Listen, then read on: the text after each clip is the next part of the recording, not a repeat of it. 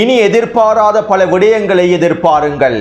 குவைத்தினுடைய ஜலீஃப் அல் ஷுயூக் பிரதேசத்திலே அவசரமாக இராணுவத்தினையும் உள்துறை அமைச்சக படைகளையும் குவித்து வரும் குவைத்தினுடைய அரசாங்கமும் குறித்த பிரதேசத்திலிருந்து வெளியேற்றப்படும் மக்களும் குவைத்துக்கு எதிரான அதிரடியான தரைவழி தாக்குதல்களை ஆரம்பிக்க போகும் ஈரானும் இலக்கு வைக்கப்பட்டிருக்கக்கூடிய பஹ்ரைனின் விமான நிலையங்களும் துறைமுக பிரதேசங்களும் அளிக்கப்பட்டு சிதைக்கப்பட்டிருக்கக்கூடிய அமெரிக்காவினுடைய சொத்துக்களும் பற்றி எரியும் எண்ணெய் கப்பல்களும் உயரும் எண்ணெயினுடைய விலையேற்றமும் ஜோர்டானிய மக்களோடு ஒன்றிணைந்து செயற்படும் ஈரானிய இராணுவமும் அளிக்கப்பட்டிருக்கக்கூடிய அமெரிக்காவின் மிக முக்கியமான உளவு விமானங்களும் ஈரானுக்கு எதிரான ஜோர்டானிய அடிமைகளின் மிரட்டல்களும் சவுதி அரேபியாவுக்கு எதிரான மிகப்பெரிய கடற்படை முற்றுகையை ஆரம்பித்திருக்கக்கூடிய யமன் ஹவுதி இராணுவத்தினரும் தரமான நடவடிக்கைகளும் தெரிவு செய்யப்பட்டிருக்கக்கூடிய ஹமாஸின் புதிய தலைவரும் இதற்கு பின்னால் இருக்கக்கூடிய சவால்களும்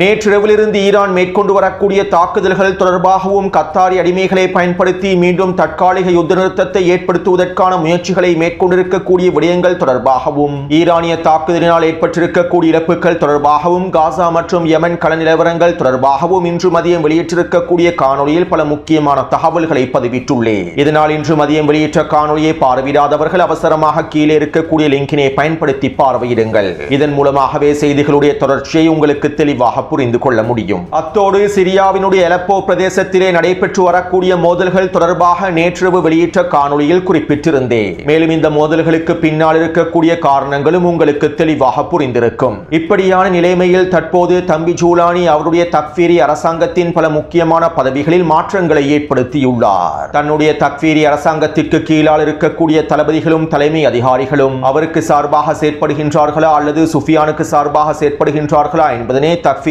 ஜூலானியினால் கண்டுபிடிக்க முடியவில்லை. மேலும் தக்ஃபீரி ஜூலானியின் அரசாங்கத்திற்குள்ளே முருகல் நிலைகளும் அதிகரித்துக் கொண்டே செல்கின்றன. சுஃபியானினுடைய ISIS பயங்கரவாதிகளும் அவருடைய தாக்குதல்களை விரிவாக்கிக் கொண்டே செல்கின்றார்கள். இதனாலேயே தற்போது தக்ஃபீரி ஜூலானி அவசரமாக அவருடைய உளவுத்துறை அதிகாரிகளை இடமாற்றம் செய்துள்ளார். மேலும் பல தளபதிகளை பதவி நீக்கி வேறு இடங்களுக்கு மாற்றியுள்ளார். குறிப்பாக உளவுத்துறை தலைமை அதிகாரியையும் பாதுகாப்பு அமைச்சகத்தினுடைய தலைமை அதிகாரிகளையுமே இடமாற்றம் செய்துள்ளார். அவருடைய தக்ஃபீரி அரசாங்கத்திற்குள்ளே இருக்கக்கூடியவர்கள் தக்ஃபீரி சுஃபியானுக்கு முழுமையான ஆதரவை வழங்குவதனால் என்ன செய்வதென்று தெரியாமல் தற்போது இந்த பதவிகளுடைய மாற்றங்களையும் மேற்கொண்டுள்ளார். இனி வரக்கூடிய நாட்களில் தக்ஃபீரி ஜூலானியின் அரசாங்கத்திற்குள்ளே மோதல்கள் விரிவடைய போகின்றன. இரண்டு தக்ஃபீரிகளுக்கும் இடையில் மோதல்கள் விரிவடைய போகின்றன.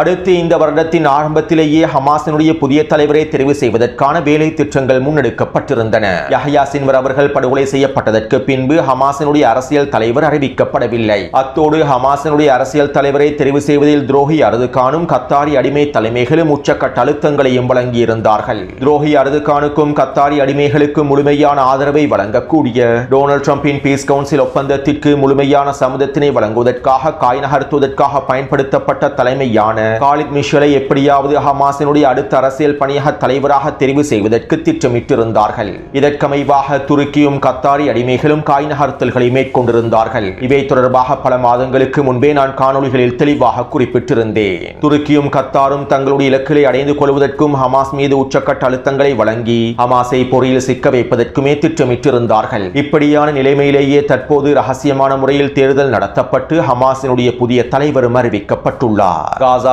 களத்தில் இருக்கக்கூடிய ஹமாஸினுடைய தளபதிகளும் கட்டளை தளபதிகளும் மிக முக்கியமான புள்ளிகளும் காலித் மிஷலை தெரிவு செய்வதில் பின்வாங்கியுள்ளார்கள். மேலும் கலீல் ஹையா அவர்களே தெரிவு செய்யப்பட வேண்டும் என்பதில் உறுதியாக இருந்துள்ளார்கள். அதே போன்று கத்தாரில் இருக்கக்கூடிய ஹமாஸின் ஷூரா சபையினுடைய தலைவரும் இன்னுமே முக்கியமான உறுப்பினர்களும் கலீல் ஹையா அவர்களுக்கு முழுமையான ஆதரவை வெளிப்படுத்தியுள்ளார்கள். இதன் விளைவாக தற்போது ஹமாஸினுடைய புதிய அரசியல் பணியக தலைவராக கலீல் ஹையா அவர்களே தெரிவு செய்யப்பட்டுள்ளார். மேலும் காலித் மிஷல் தோற்கடிக்கப்பட்டு ஓரங்கட்டப்பட்டுள்ளார். துருக்கி மற்றும் கத்தாரி அடிமைகளுடைய அழுத்தங்கள் தோல்வியில் முடிவடைந்துள்ளன. அத்தோடு கலீல் ஹையா அவர்கள் ஈரானுக்கு மிகவும் நெருக்கமானவராகவே இருக்கின்றார். ஈரானோடும் எதிர்ப்பற்றுகளோடும் முழுமையாக ஒருங்கிணைப்பை ஏற்படுத்தக்கூடியவராகவே இருக்கின்றார். இதற்கமைவாகவே காசாவின் களத்தில் இருக்கக்கூடிய பலஸ்தீனிய தலைமைகளும் பலஸ்தீனிய போராளிகளும் கலீல் ஹையா அவர்களை தெரிவு செய்துள்ளார்கள். உண்மையிலேயே புதிய தலைவராக கலீல் ஹையா அவர்கள் தெரிவு செய்யப்பட்டிருப்பது தற்போதைய சூழ்நிலைகளுக்கு மிகவும் பொருத்தமானதாகும். காலித் மிஷல் தெரிவு செய்யப்பட்டிருந்தால் காசாவின் களத்திலே பலஸ்தீனிய போராளிகளும் பலஸ்தீனிய தலைமைகளும் நாடுகளும் மிகப்பெரிய சிக்கல்களையும் எதிர்நோக்க வேண்டி ஏற்பட்டிருக்கும். அத்தோடு இங்கிருக்கக்கூடிய இன்னும் ஒரு மிக முக்கியமான சவாலான விடயம் என்னவென்றால், கத்தாரி அடிமைகளும் துருக்கிய துரோகிகளும் கலீல் ஹையா அவர்களுக்கு அடுத்த கட்ட உச்சழுத்தங்களையும் வழங்குவார்கள். இதனால் ஹமாஸினுடைய அரசியல் தலைவர்கள் கத்தாரிலே தொடர்ச்சியாக தங்கியிருப்பது அவர்களுக்கு மிகவும் ஆபத்தானதாகவே மாறிவிடும். கடந்த வருடம் இஸ்ரேலி ஆக்கிரமிப்பு கத்தார் இலக்கு வைத்து மேற்கொண்ட தாக்குதல்களில் இருந்து கலீல் ஹையா அவர்கள் உயிர் தப்பினார். மேலும் இந்த படுகொலை தாக்குதல்களுக்கு பின்னால் கத்தார் இருக்கின்றது என்கின்ற விடயங்களும் தெளிவாக புலப்பட்டிருந்தன. இவை தொடர்பாக அப்போதே பல விடயங்களை குறிப்பிட்டிருந்தேன். எனவே தற்போது கலீல் ஹையா அவர்கள் புதிய தலைவராக தெரிவு செய்யப்பட்டதற்கு பின்பு கத்தாரிலே அவர் தொடர்ச்சியாக நிலைத்திருப்பது அவருடைய உயிருக்கு மிகப்பெரிய ஆபத்தாக மாறிவிடும். மேலும் கத்தாரி அடிமைகள் காசாவிலே ஹமாஸை நிராயுதபாணியாக்குவதற்கான உச்சக்கட்ட அழுத்தங்களையும் இனி வரக்கூடிய நாட்களில் கலீல் ஹையா அவர்களுக்கு வழங்கப் போகின்றார்கள். எனவே இறைவனின் உதவியோடு இந்த சவால்களையும் எதிர்கொள்ளும் நோக்கத்தோடு தற்போது ஹமாஸினுடைய தலைவராக கலீல் ஹையா அவர்கள் தெரிவு செய்யப்பட்டுள்ளார். அடுத்து நேற்றைய தினம் லெபனானி அடிமை ஜனாதிபதி ஜோசப் பவுன் அமெரிக்காவிலே களமிறங்கி அமெரிக்க வெளியுறவுத்துறை அமைச்சர் மார்க்கோ ரூபியோவோடு பேச்சுவார்த்தைகளை மேற்கொண்டிருந்தார். இதன்போது லெபனானுக்கும் இஸ்ரேலி ஆக்கிரமிப்புக்கும் இடையிலே மேற்கொள்ளப்பட்டிருக்கக்கூடிய ஒப்பந்தம் தொடர்பாகவும், தெற்கு லெபனான் பிரதேசத்திலே ஹிஸ்புல்லாவை நிராயுதபாணியாக்குவதற்கான அடுத்த கட்ட வேலை திட்டங்கள் தொடர்பாகவும் விசேட கலந்துரையாடல்கள் மேற்கொள்ளப்பட்டிருப்பதாக தெரிவிக்கப்படுகின்றது. அத்தோடு இஸ்ரேலுக்கும் லெபனானுக்கும் இடையிலான ஒப்பந்தத்திற்கு அமைவாக தெற்கு லெபனான் பிரதேசத்திலே 2 சோதனை நகரங்களை உருவாக்குவதற்கு முடிவெடுக்கப்பட்டிருந்தன. மேலும் தற்போது இந்த சோதனை நகரங்கள் 3ஆக மாற்றப்பட்டுள்ளன. இதற்கமைவாக இன்றைய தினத்திலிருந்து இந்த 3 நகரங்களில் இருந்தும் ஹிஸ்புல்லாவை நிராயுதபாணியாக்குவதற்கான வேலை திட்டங்களை லெபனானி அரசு இராணுவம் மேற்கொள்ளும் என தெரிவிக்கப்படுகின்றது. அடுத்து இன்று நடைபெற்ற ஊடக சந்திப்பிலே ஈரானினுடைய வெளியுறவுத்துறை அமைச்சகத்தின் ஊடக பேச்சாளர் யெமனினுடைய யுத்தகலம் தொடர்பாக இவ்வாறு தெரிவித்தார். யெமன் மீதான வான்வழி தடைகளை ஒருபொழுதும் ஈரான் அங்கீகரிக்கப் போவதில்லை. யெமன் மீதான இந்த தடைகளை நியாயப்படுத்தக்கூடிய ஐநாவின் பாதுகாப்பு சபை தீர்மானங்களையும் எங்களால் ஏற்றுக்கொள்ள முடியாது. யெமன் மீது விதிக்கப்பட்டிருக்கக்கூடிய தடைகள் சட்டவிரோதமானவை. சவுதி அரேபியாவினாலும் ஐநாவினுடைய பாதுகாப்பு சபையினாலும் யெமனுக்கு எதிராக விதிக்கப்பட்டிருக்கக்கூடிய தடைகளை நாங்கள் ஒருபொழுதும் ஏற்றுக்கொள்ளப் போவதில்லை. மேலும் இது தொடர்பாக ஐநா பாதுகாப்பு சபைக்கு எந்தவிதமான விளக்கமும் வழங்குவதற்கு எங்களுக்கு தேவையில்லை. ஒரு நாட்டின் மீது, தேசத்தின் மீது சட்டவிரோதமாக தடைகளை விதிக்கக்கூடிய இந்த கொள்கைகள் முழுமையாக தூக்கி எறியப்பட வேண்டும். மேலும் இந்த தடைகளை நிராகரித்து நாங்கள் யெமனோடு அடுத்த கட்ட நகர்வுகளையும் மேற்கொள்ளப் போகின்றோம் என ஈரானினுடைய வெளியுறவுத்துறை அமைச்சகத்தின் ஊடக பேச்சாளர் தெரிவித்துள்ளார். இதைத் தொடர்ந்து இன்று மாலை யெமன் ஹவுதிகளுடைய ஊடக பேச்சாளர் யஹ்யா சரி அவர்கள் அதிரடியான அறிவிப்பொன்றை வெளியிட்டார். யெமன் மீதான சவுதி அரேபியாவினுடைய 12 வருட முற்றுகைக்கு பதிலடியாக நாங்கள் சவுதி அரேபியாவுக்கு எதிரான அடுத்த கட்ட நகர்வுகளை மேற்கொள்ளப் போகின்றோம். கண்ணுக்கு கண் என்கின்ற சமன்பாட்டுக்கு அமைவாகவே சவுதி அரேபியாவின் முற்றுகைக்கு எதிராக நாங்கள் செயற்பட போகின்றோம். இதற்கமைவாக தற்போது நாங்கள் சவுதி அரேபியாவுக்கு எதிராக கடற்படை முற்றுகையை அறிவிக்கின்றோம். சவுதி அரேபியாவினுடைய துறைமுகங்களுக்கு எதிராகவும் சவுதி அரேபியாவின் கப்பல்களுக்கு எதிராகவும் மிக பெரிய கடற்படை முற்றுகையை அறிவிக்கின்றோம். மேலும் எங்களுடைய இந்த கடற்படை முற்றுகைக்கு எதிராக சவுதி அரேபியா செயற்படுமாக இருந்தால் அதற்கான உச்ச பதிலடிகளையும் நாங்கள் நேரடியாகவே வழங்குவோம். எங்களுடைய யெமன் படைகள் அனைத்து நிலைமைகளுக்கும் முழுமையாக தயார் நிலையில் இருக்கின்றார்கள். எந்த ஒரு சூழ்நிலை ஏற்பட்டாலும் அவற்றுக்கு எதிராக போராடுவதற்கு நாங்கள் தயாராகவே இருக்கின்றோம். கிடைக்கக்கூடிய அனைத்து வழிமுறைகளையும் பயன்படுத்தி சவுதி அரேபியாவின் முற்றுகையை முடிவுக்கு கொண்டு வருவதற்கு இதற்கு பிறகு நாங்கள் பல வேலை திட்டங்களையும் வீரியமாக மேற்கொள்ளப் போகின்றோம். எங்களுடைய ஒவ்வொரு செயற்பாடுகளும் சவுதி அரேபியாவுக்கு மிகப்பெரிய பதிலடியாகவே அமையப் போகின்றது. தற்போது நான் அறிவிப்பதில் இருந்து சவுதி அரேபியாவுக்கு எதிரான முற்றுகை ஆரம்பமாகிவிட்டது. இதற்கு பிறகு செங்கடல் பிரதேசத்திலே சவுதி அரேபியாவுடைய எந்த ஒரு எண்ணெய் கப்பலும் சரக்கு கப்பலும் பயணிக்கவே முடியாது. சவுதி அரேபியாவுடைய துறைமுகங்களையும் நாங்கள் முழுமையாக முடக்கப் போகின்றோம் என யெமன் அன்சாருல்லாஹ்வினுடைய ஊடக பேச்சாளர் யஹ்யா சரி அவர்கள் அறிவித்துள்ளார்.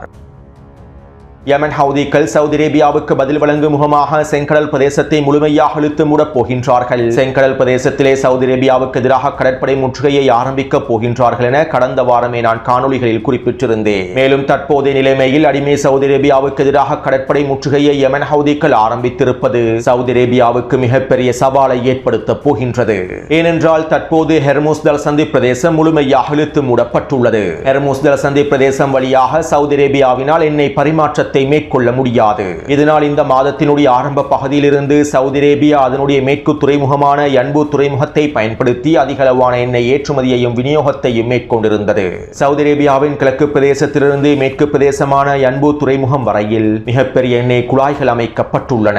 மேலும் இந்த எண்ணெய் குழாய் வழியாகவே சவுதி அரேபியா எண்ணெய் விநியோகத்தை கடந்த ஒரு மாதமாக மேற்கொண்டு வருகின்றது. ஹெர்முஸ் ஜலசந்தி பிரதேசம் முழுமையாக இழுத்து மூடப்பட்டிருப்பதனால் சவுதி அரேபியா கிழக்கு பிரதேசத்திலிருந்து எண்ணெய் குழாய்கள் வழியாக சவுதி அரேபியாவின் மேற்கு பிரதேசமான யன்பு துறைமுகத்தை நோக்கி நகர்த்துகின்றது. ஈரானுக்கு எதிரான போர் ஆரம்பிக்கப்படுவதற்கு முன்பு சவுதி அரேபியாவின் யன்பு துறைமுகத்தின் வழியாக எண்ணெய் குழாய்கள் வழியாக 4 லட்சம் பீப்பா எண்ணெய்களுக்கும் குறைவான எண்ணெயே ஏற்றுமதி செய்யப்பட்டிருந்தன.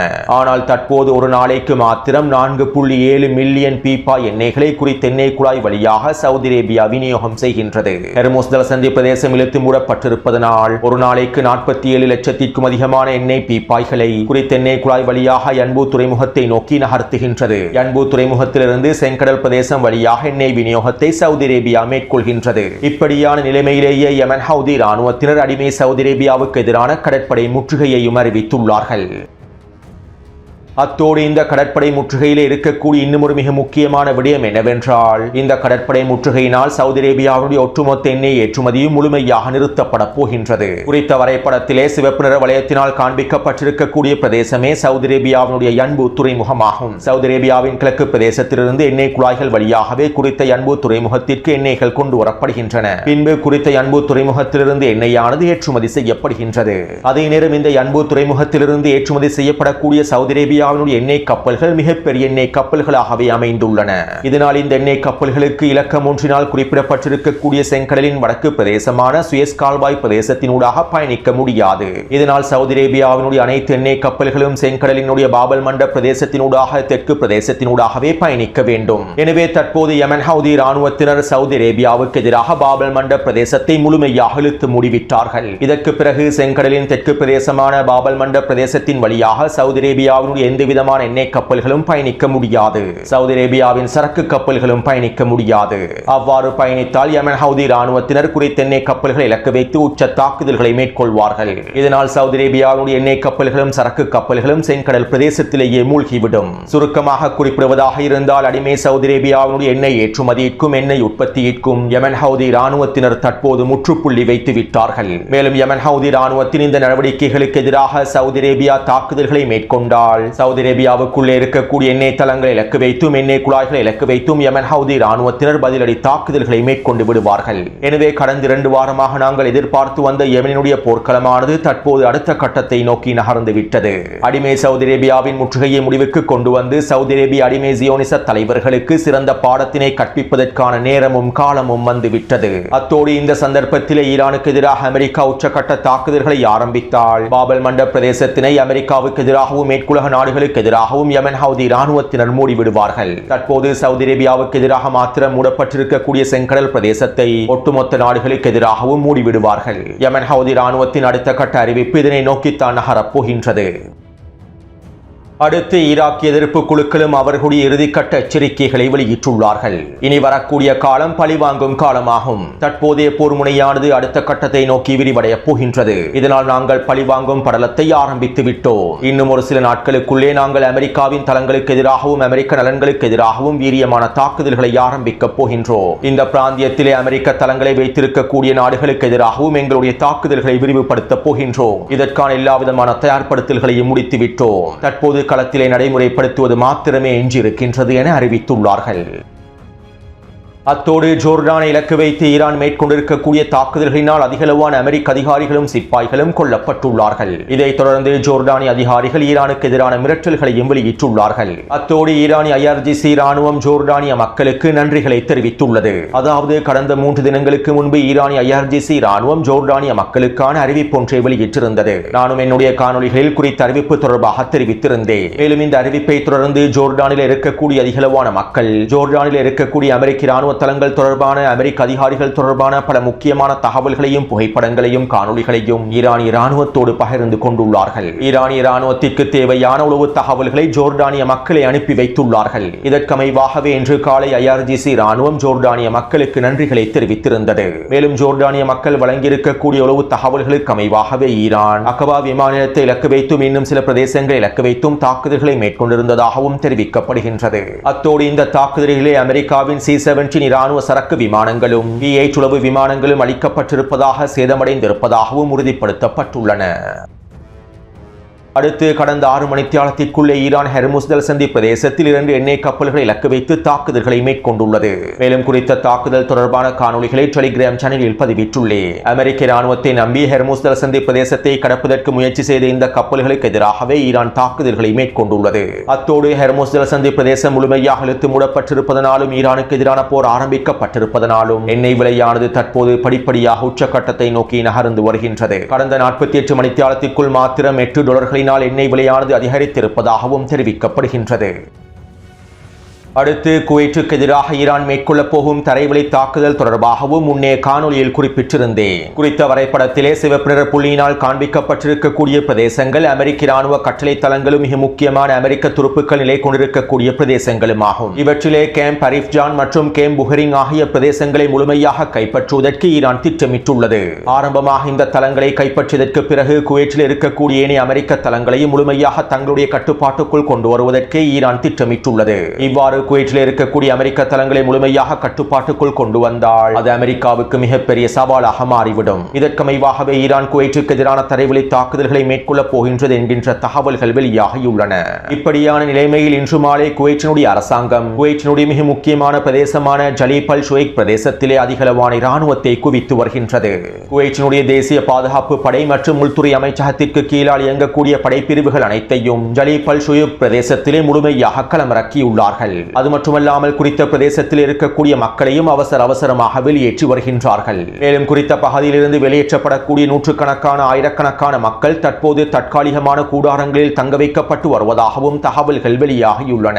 ஈரான் குவைற்றுக்கு எதிரான தரைவழி தாக்குதல்களை ஆரம்பிக்கப் போவதனாலேயே இவை தொடர்பான உளவு தகவல்களை அமெரிக்கா குவைற்றோடு பகிர்ந்து கொண்டிருப்பதனாலேயே தற்போது இந்த வேலை திட்டங்களை குவைற்றி அரசாங்கம் அவசரமாக மேற்கொண்டு வருகின்றது. அத்தோடு இந்த காணொலியை பார்வையிட்டுக் கொண்டிருப்பவர்களில் யாராவது குவைற்றினுடைய ஜலீப் அல் ஷுவைக் பிரதேசத்தில் இருப்பவர்களாக இருந்தால் தற்போது குறித்த பிரதேசத்தினுடைய நிலைமைகள் தொடர்பான உங்களுடைய கருத்துக்களையும் கீழே பதிவிடுங்கள். எனவே இனி வரக்கூடிய மணித்தியாலங்களில் பல எதிர்பாராத விடயங்களை எதிர்பார்க்கலாம். அமெரிக்கா ஈரானுக்கு எதிரான தரைவழி தாக்குதலை ஆரம்பிப்பதற்கு முன்பே ஈரான் குவைற்றுக்கு எதிரான தரைவழி தாக்குதல்களை ஆரம்பித்தால் அது அமெரிக்க ராணுவத்திற்கு மிகப்பெரிய அழுத்தத்தையும் சவாலையும் ஏற்படுத்திவிடும். அடுத்து இன்று காலையிலிருந்து ஈரான் பஹ்ரைனையும் குவைற்றையும் ஜோர்டானையும் இலக்கு வைத்து தொடர்ச்சியான தாக்குதல்களை மேற்கொண்டு வருகின்றது. இதற்கமைவாக பஹ்ரைனில் இருக்கக்கூடிய பொது விமான போக்குவரத்தோடு சம்பந்தப்பட்டிருக்கக்கூடிய தொலைத்தொடர்பு வலையமைப்புகளை இலக்கு வைத்தும் ஈரான் தாக்குதல்களை மேற்கொண்டுள்ளது. அதே போன்று பஹ்ரைனில் இருக்கக்கூடிய அல் சாகிர் விமான நிலையத்தை இலக்கு வைத்தும் தாக்குதல்களை மேற்கொண்டுள்ளது. குறித்த விமான நிலையத்திலே களமிறக்கப்பட்டிருந்த அமெரிக்காவின் ட்ரோன் படைப்பிரிவுகளுக்கு எதிராகவே தாக்குதல்கள் மேற்கொள்ளப்பட்டுள்ளன. அதே போன்று பஹ்ரைனின் சல்மான் துறைமுகத்தை இலக்கு வைத்தும் தாக்குதல்கள் மேற்கொள்ளப்பட்டுள்ளன. TF-59 கப்பல்களை தயாரிக்கக்கூடிய அமெரிக்க ராணுவத்திற்கு சொந்தமான மிக முக்கியமான தளவாட தளத்தை இலக்கு வைத்தும் தாக்குதல்கள் மேற்கொள்ளப்பட்டுள்ளன. மேலும் இந்த தாக்குதலினால் சல்மான் துறைமுகத்தில் இருக்கக்கூடிய மிக முக்கியமான கப்பல்கள் இலக்கு வைக்கப்பட்டிருப்பதாகவும் அவற்றில் பல முழுமையாக சேதமடைந்திருப்பதாகவும் தெரிவிக்கப்படுகின்றது. அதே போன்று இன்று மாலை குவைற்றில் இருக்கக்கூடிய கேம்ப் அரிஃப்ஜான் பிரதேசத்தை இலக்கு வைத்து தாக்குதல்கள் மேற்கொள்ளப்பட்டுள்ளன. இந்த கேம்ப் அரிஃப்ஜான் பிரதேசத்திலே நிலை கொண்டிருக்கக்கூடிய அமெரிக்காவின் கொமாண்டோ படைகளை இலக்கு வைத்தும் தாக்குதல்கள் மேற்கொள்ளப்பட்டுள்ளன. இந்த தாக்குதல் குறித்த பிரதேசத்தில் தீப்பரவல் ஏற்பட்டிருந்ததாகவும் தெரிவிக்கப்படுகின்றது. அத்தோடு இந்த தாக்குதல்களை தொடர்ந்து அமெரிக்கா ஈரானுக்கு எதிரான தாக்குதல்களை மேற்கொண்டிருந்தது. இதற்கமைவாக ஈரானின் ஷிராஸ் மாகாணத்தில் இருக்கக்கூடிய மின்னணு தொழிற்சாலை வளாகத்தை இலக்கு வைத்து அமெரிக்கா தாக்குதல்களை மேற்கொண்டிருந்தது. மேலும் இந்த தாக்குதலுக்கு பதிலடியாக ஈரான் அடுத்த கட்டமாக பஹ்ரைன் குவைத் மற்றும் ஜோர்டானில் இருக்கக்கூடிய ஐக்கிய அரபு அமீரகத்தில் இருக்கக்கூடிய மின்னணு தளங்களுக்கு எதிராக தாக்குதல்களை மேற்கொள்ளப் போவதாகவும் தெரிவித்துள்ளது. எனவே இந்த காணொலி தொடர்பான கருத்துக்களை பதிவிடுங்கள். தொடர்ந்து என்னுடன் இணைந்திருங்கள். நன்றி, வணக்கம்.